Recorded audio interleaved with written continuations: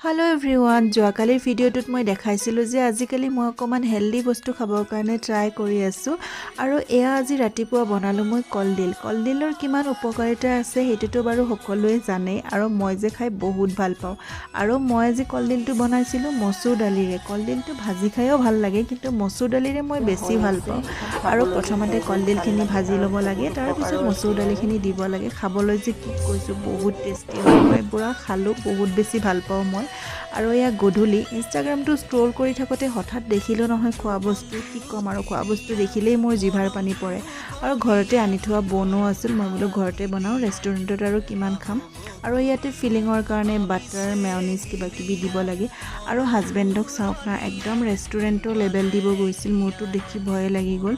আৰু তাতে অকণমান পনীৰ থাকিলে দিব পাৰে আপোনালোকে তাৰপিছত মজাৰেলা চীজ আৰু আমি প্ৰথমতে টাৱাত দি চালোঁ নহ'ল কেৰাহীটো নহ'ল ফাইনেলি আমাৰ চেণ্ডউইচ বনোৱা মেচিনটোত দিলোঁ খাবলৈ যে ইমান টেষ্টি কি ক'ম